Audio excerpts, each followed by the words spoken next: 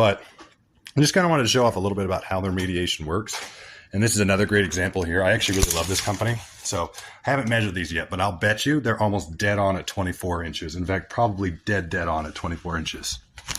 Now, this is what it matters. Oh, so nope. Got 24 and a quarter.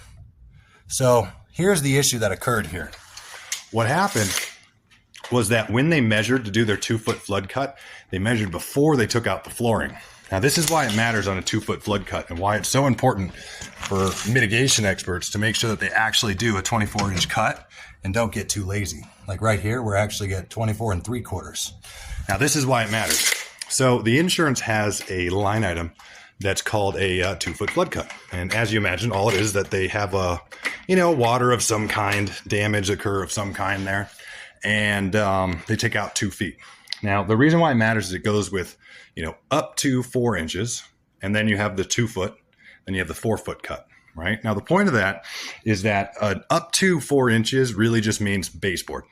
Remove the baseboards off, cut it just below the baseboard's height, so that way you can just install drywall, not have to worry about joinery or anything like that. Just pop the baseboards back into place. No texture, no prime, no paint, no BS. As long as you take your razor knife over the top before you remove the baseboards. Don't forget that step. That's silly. Come on, guys. It's like seconds, literally seconds, and it prevents me from having to paint a whole freaking wall or texture these little jagged cuts and tears in the paper of the drywall. It's freaking irritating, so a little razor blade over the top. And remember, it's up to 4 inches. Again, it's just so we can cut a little 4-inch strip behind the baseboard, whatever the baseboard's height is, go a 1/4 inch less than that, call it good.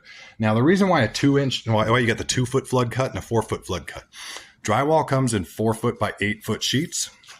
And so a 2-foot flood cut basically means, hey, cut your sheet in half, and then you can use the tapered edge on both sides, because a drywall has a tapered edge. You have the flat portion of the drywall, and then as it gets to the end, it tapers. The point of that is so that way when I run my tape and then I run my mud over the top and then I scrape my putty knife over the top there, it creates a good flat surface. If you go flat to flat where you're actually just joining in and butting into like that, you got to prep your corners and prep your edges so you can hide that mud line. Otherwise, any texture you do is just going to bulge out this little ugly bulge from where your tape and mud was. Or you're going to have to work out an insane amount of mud.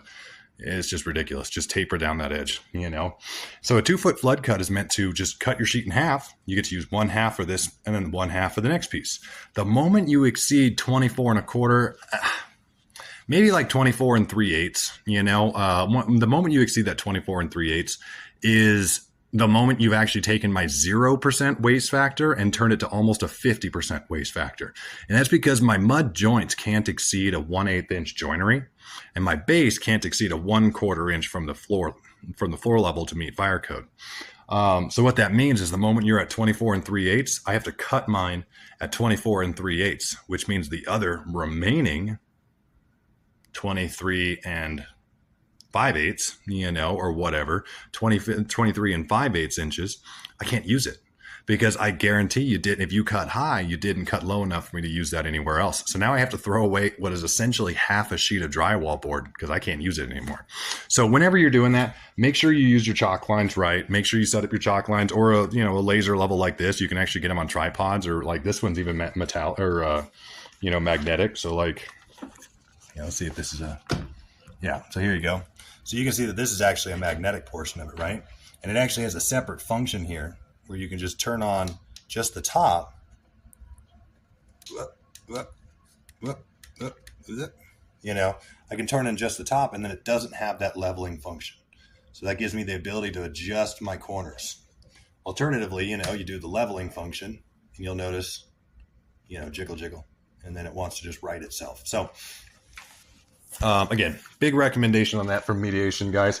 If you don't have a chalk line and if you can't measure and you can't cut a straight line, for God's sakes, just cut it at 23 inches so I can cut it at 24. Just call it good. I'll do it, because again, the moment you cut at that 3/8 of an inch, you took a 0% waste factor, a perfect build, no waste at all, and made it a 50% waste factor on my drywall. That's absolutely nuts, guys.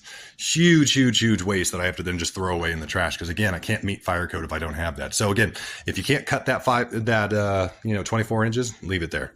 Little heads up on the code. Ceilings, 5/8 inch, right? Walls, 1/2 inch.